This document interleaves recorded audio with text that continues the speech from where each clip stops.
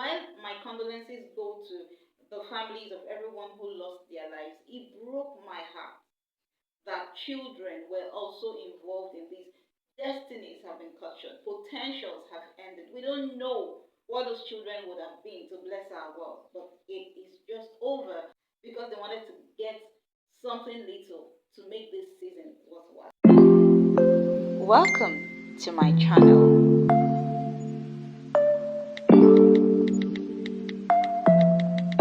Hi, and welcome to my channel, Elevate with Uche. It's another time with me on the channel, and I bid you welcome. A big welcome to you for joining me, and compliments of the season. The economic activities, the hustle and bustle, the festivities around this period, I know you can feel, because I'm definitely feeling it, even though it was dampened with a very sad development that happened during giveaway.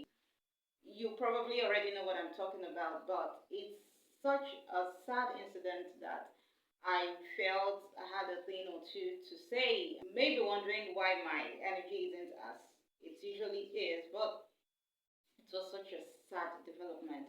And what am I talking about? It's the deaths that happened at three different locations within Nigeria because people were trying to be their brother's keeper, philanthropists were trying to be of help to children and adults alike. Because the crowd was very large and unfortunately not very well controlled, it led to the death of some individuals.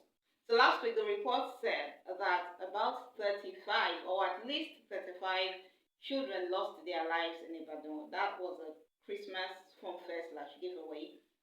In Anambra, about 22 people lost their lives, and in Abuja, about 10 people lost their lives. This is at least the least number of people who lost their lives. And you just can't help but think about how someone, in a bid to save their lives, because that's what these people were trying to do.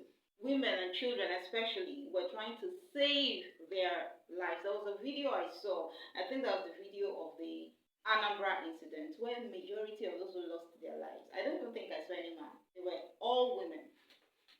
Most likely women with children who are trying to augment whatever it is they have or whatever it is they'll be given to make this season worth celebrating. So in a bid to save lives, they lost theirs. And then it points us to the number one culprit in society, which is poverty.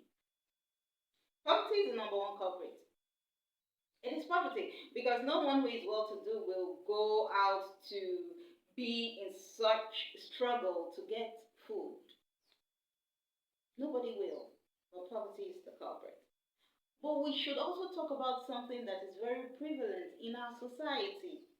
How, as a society, speaking about Nigeria, we do not have the culture of being orderly. It's a sad truth. It is the sad reality with everywhere. Fuel stations, bus stations, airports, wherever you want to mention. We do not have the culture of orderliness. How much more when it has to do with food, considering the high price of food today, and you have somebody who wants to give out some for free. Of course, you have a large number.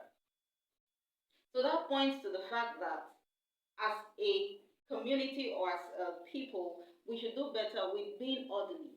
Sometimes you're even trying to be orderly and then someone just comes, there's a queue, for example, you're trying to be orderly, things are going right, and then somebody from behind just maybe gives some money as incentive to the person in charge of the queue, and the person is trying to bring that person forward. And before you know it, something that would have been orderly if everyone is patient enough to save and respect everyone's time becomes disorderly. And then when a person says, who is this? Why are you doing this?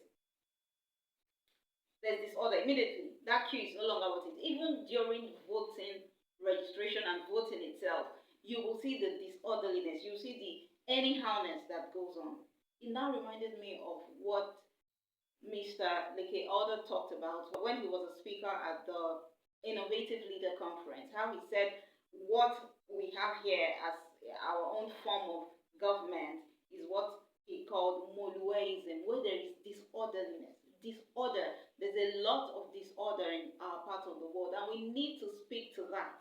Because if there's a culture of orderliness, it's going to be reflected in times like this. It is. Can that be a culture? Can you get into a place where there's a queue and respect the queue and wait for your turn? That's the message that such incidents reminds us about. While we can blame the economy, blame poverty as the reason why you have a lot of people, but even the Holy Books said that there will always be the poor. There will always be the poor in our midst. So while we address the issue of poverty, this doesn't justify poverty being the way to go. No. Nations should thrive. Nations and governments of nations should do everything possible to ensure that their citizens get the right environment, the enabling environment to allow their potentials to be fully utilized. While my condolences go to the families of everyone who lost their lives, it broke my heart that children were also involved in these. Destinies have been cut short, potentials have ended. We don't know what those children would have been to bless our world, but it is just over because they wanted to get something little to make this season worthwhile.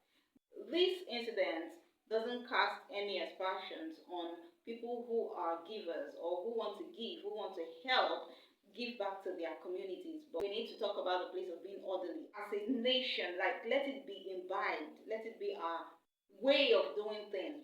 Because what thrives here, unfortunately, is disorderliness. Of course, another factor that must be considered is crowd management. Anyone who wants to be a giver or who wants to do philanthropy will have to factor in this concern. Because this is a society where there's a lot of poverty. And so once one person hears that something is going to be given for free, even if it is 1 derica of rice, which is about 5 milk cups, you will have a lot of people. The rationale will be it's going to go a long way, and people will do what needs to be done to go get whatever is being given for free. That's why during elections, politicians will take advantage of this.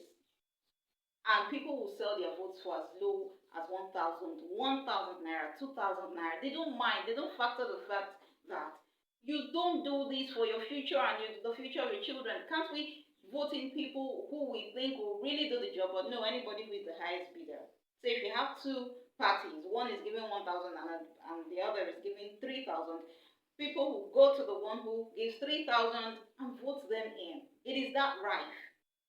It is that right. It is something that is very common in our society. So while I am looking at it, I think I'm just taking a holistic view to talk about the things that can be done to prevent such incidents in the future. So crowd management is a big, big deal. It has to be factored in, or else we're going to have this kind of incident repeat itself. This one just seems very unfortunate because back to back to back in 1 week, 3 locations, stampede, stampede, stampede. In one of the locations, I heard a pregnant woman was part of those who lost their lives. Who wouldn't be heartbroken with such news? While it is a happy time, the festivities are good, but for such families, their joy have been cut short. They are going to spend this time of festivities generally in sorrow. And like I said at the beginning, in a bid to save lives, let me go get this for free. It's going to go a long way. Lives were lost. Children and adults alike. But in a bid to do good, it shouldn't lead to the loss of lives and property. Lives especially, it shouldn't lead to the loss of lives. It should not. So as a people, we need to imbibe the culture of being orderly. We need to. And as for poverty, unfortunately, giveaways like this won't solve the problem of poverty. It's just a way to show that you are your neighbor's keeper, you are your brother's keeper rather. Nobody gets rich from giveaways. So that number one elephant in the room, which is poverty, must have to be addressed from a very holistic point of view. Enabling environment, equipping people with skills, people giving birth to the number of children that they can cater for conveniently and not giving birth to the number of children that they can't conveniently take care of, which then becomes a big burden on the parents and on the society at large. It's a very unfortunate incident that happened. May the souls of those who lost their lives rest in peace, and may God grant their families the fortitude to bear these laws, and moving forward that we learn the lessons and do better as a people in future. That's all I will be talking about today. It was a bit sober. The times require it. Hope you understand. Have an amazing Christmas celebration. If we will not see you before Christmas Day, have an amazing Christmas celebration and see you in my next one. Thanks for watching. Do not forget to like, share, and subscribe. Here is me wishing you a Merry Christmas and a Happy Holiday and a prosperous 2025. Bye for now.